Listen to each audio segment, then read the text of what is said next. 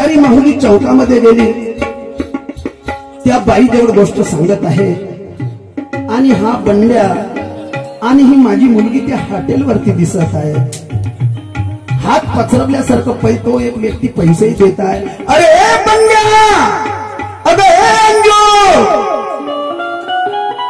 अबे ए अंजू, बंड्या, अरे तुम्ही तिथं का करता? अंजू, अगं मी तुझ्या पप्पा गावी आलो आहो ग. अगं ये ना ग, ये इकडे. अरे बंड्या येणार आहे. अरे कशाच्या गोष्टी सांगता रे मी गावात? काऊन ग? बाबा तुम्ही बोलवले मला. काऊन बाबा? कुठे गेले होते तू? आम्ही तिकडे मंडई पाहायला गेलो होतो. एक बाबा मंडई आजपर्यंत बेटा मी तुला अल्प भाषेत बोललो नाही. हा, आणि भोकने मोठ्या लाडक्या तोंडानं म्हणत आहे की मंडई पाहायला. अगं 17 वर्षाची बाई झाली, ती मंडई पाहायला गेली. बाई तार तुझा भाऊ एखाद्या मुलाला तुला हात लावला तर, तू जी बेवरून केली तर, अशा साठी तुला मी नागपूरला गेलो का? शर्म तरी वाटते तुला? बाई तार बाबा आम्ही मंडई पाहायला गेलो होतो. मंडई दादाला पाहायला विचारलं.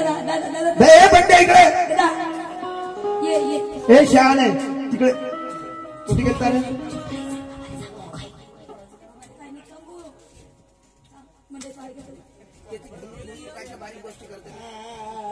तू चांगला सांगते, हुशार आहे, भोकणी आहे, पण जास्त हुशार. काऊन रडते?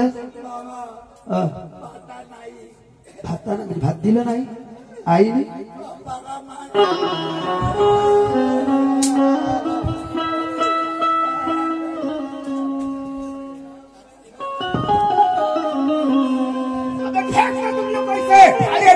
तुला एवढी दिमाग नाही? आईनं मारलं, भात नाही दिला. ठीक आहे, बाजूला कारभार नाही. अगं हे कारभार नाही. 25 वर्षाचा जमाना झाला माझ्या नारी. 25 वर्षाचा लग्न म्हणजे तुझ्या दुसऱ्या लग्नाला झालं. मी आजपर्यंत तुला अल्प भाषेत बोललो का? नाही ना. नाही. मी नागपूरला गेल्याच्या नंतर तांदूळ वगैरे घरी आणून ठेवले होते का? सर्वच गोष्टी बरोबर आहेत आपल्या घरी. तेलाचा पिपा आणला, सर्व गोष्टी काही कमी नाही आपल्या घरी. आणि मग मला हे सांग, कारभार नाही सगळी घरी व्यवस्था असताना सुद्धा नुसत्या जेवणासाठी त्या अंजूला आणि माझ्या पोराला अगं मारण्याचं कारण काय? म्हणजे एवढी चूक झाली माझी, म्हणजे तुम्ही किती पोहोच देता मला. मी म्हणाली ना तुम्ही मला कधीच सत्य बघू शकणार नाही, म्हणून मी जात्या वेळेस तुम्हाला म्हणाले की माझ्याकडे एकदा तरी बघा, पण नाही. तुझ्या बोलण्यावर मला कळतंय, तुझ्याकडे एकदा तरी बघा. काय आज 7 वर्ष झाले, बरोबर? मी तुझ्यावर प्रेम करत नाही अशी म्हणाली, आधी म्हणाली तुम्हाला, मी असं म्हणत नाही. पण तुम्ही म्हणता मुलांना जेवण द्याय, मी म्हणाली जेवण उशिरा दिलं, उशिरा बनवलं तर काय बिघडते? एक दिवस उशिरा झाला तर काय बिघडते? तुझ्या बोलण्यावर मला कळतंय माझी मुलं तसेच नाही, त्या मी भोंगाळ्याची सांगत नाही, पण माझी मुलगी समजदार आहे. काय ग तुझंच म्हणणं आहे, जाता वेळेस मला एक तरी माझ्याकडे नजरेनं बघून बघ. याचा अर्थ मला असं वाटतंय काय या माझ्या परिपंचामध्ये मी तुला मुलं होऊ देणार नाही, आणि म्हणून तू माझ्या मुलावरती नाराज आहे का? अगं तू मला सांगितले असते माझं मान या संसारामध्ये रमत नाही, तर माझी इच्छा नाही की माझा हा संसार तुम्ही जबरदस्तीने करावं, हे माझ्या मनात नाही. परंतु मी नसताना माझ्या समजदार आंधळ्या मुलींवर एवढं मार मारून बेजार करून अगं त्याला भीक मागायला लावली. काय एखाद्या माणसाने तिच्यावर बलात्कार केला असता, तिच्यावर अत्याचार केला असता, तर तिला कोण मागणार याचा विचार नाही का तू? मी चूक केली, मला वाटत होतं की दुसरी पत्नी खरोखर जगवंत सावत्र हे खरंच आई नसते, आणि म्हणून मी तुला म्हणतो नशिबी माझ्या पडली. आता काय करू? तुझ्या मनच रमत नाही, माझे भोकनेच मुलं आहे, अरे नशिबी माझ्या पल्ली ही बायको डोक्यावर चलली कमले अरे विठून गेलो तुझ्या नका संसाराला कमल जाग माहेराला आता क्या आता कमल जाग माहेराला आता क्या आता कमल जाग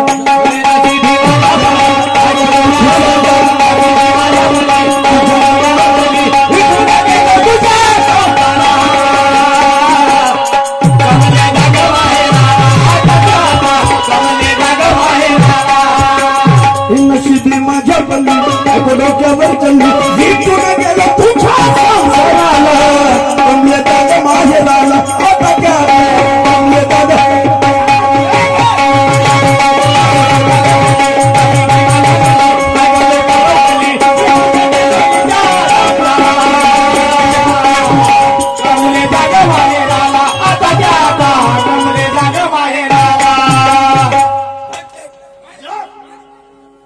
भाड्याचा बाई नवरा बायकोच्या पिछात येऊ नको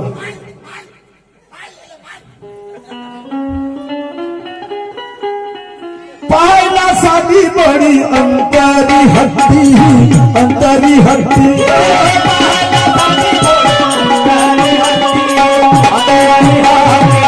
पाहायला साधी भोडी अंतरी हत्ती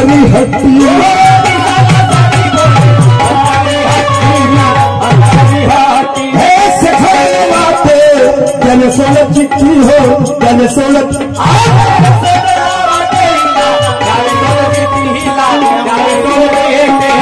हिला जल सोलत चिट्ठी हो जल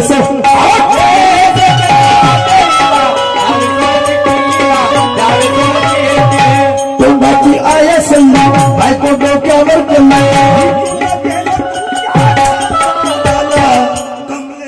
माहेराला आता क्या कमले जागे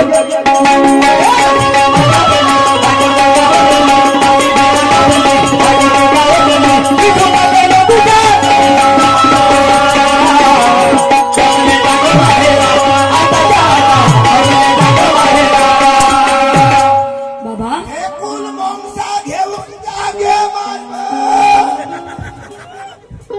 भाड्याच्या बैला घरात ढिंगार ढेकून माणसा आता एक काम करू तुझी माई गेली जाऊ दे आता दुकान मध्ये जातो एक तो हिसाचा डब्बा आणतो आता तुलाही देतो आणि हिलाही देतो आणि मी स्वतः घेतो जिंदगी खता अबे माझा मनाच लागत नाही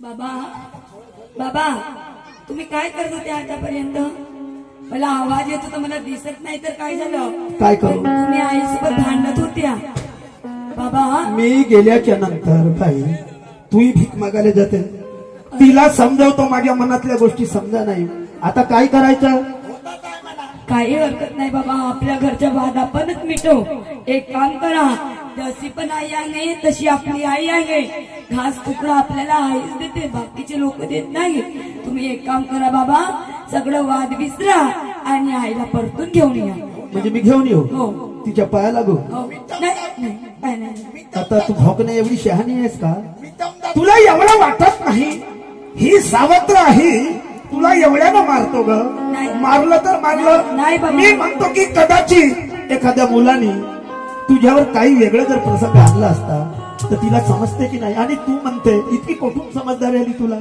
अरे बाबा जाऊ दे आई म्हणजे ते मी तिला म्हणजे आणत नाही आणि तुला वाटत असेल ते तुला वगैरे माफी मागत असेल हे विसरत असेल तर तू जाण समजाव माझ्याकडे ती आणू नको आई आई ग आई आई झालं गेलं ते सगळं विसरून जा मला माफी मागू नको कारण मी तुझ्यापेक्षा लहान आहे बाई माफी मागायची नाही असं नको बोलू ग जरी तुझ्या आईने तुला जन्म दिला असेल पण तुला लहानच मोठं मी न केलं पण एका गोष्टीसाठी चूक केली मी एवढी माझ्या सवतीचे बाळ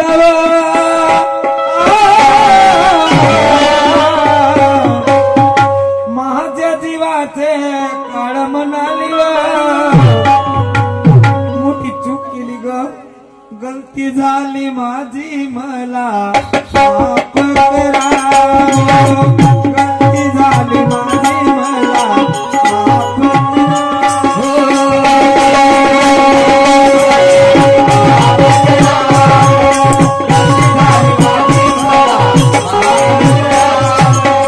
दुःखी जीवाला तुम्ही आवाज रामा दुःखी जीवाला तुम्ही गलती झाली माझी मला माफ करा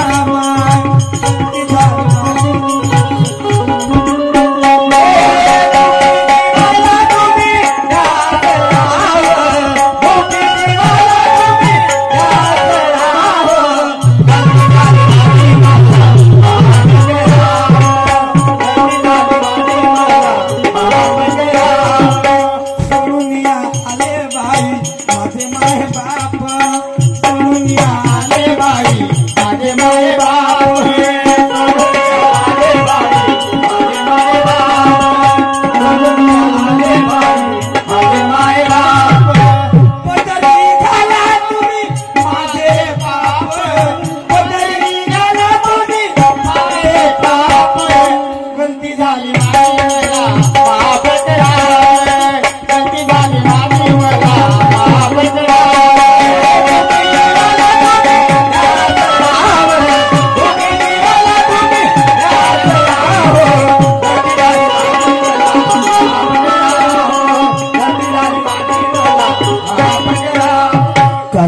मलाही समजते संसार काय आहे हा.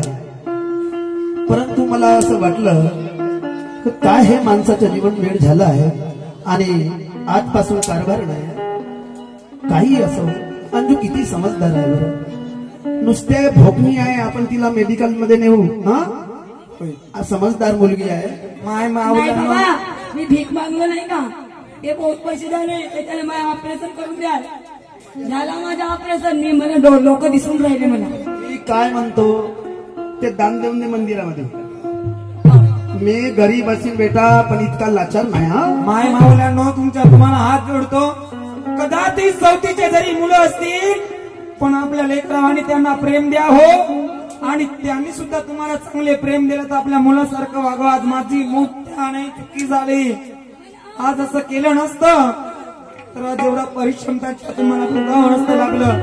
तुम्हाला हात जोडून विनंती करतो मावलांनो असं करू नका आणि आपल्या संसाराला उद्ध्वस्त करू नका. हात जोडतो तुम्हाला. श्रीमान्य प्रमोदी लेखांगे यांच्याकडून यानंतर 101 रुपयाची माझे भेट नाव आली आहे. संपलेलं आहे. सन्माननीय ललकारजी चव्हाण यांनी आपल्या नावाला सुरुवात करावी.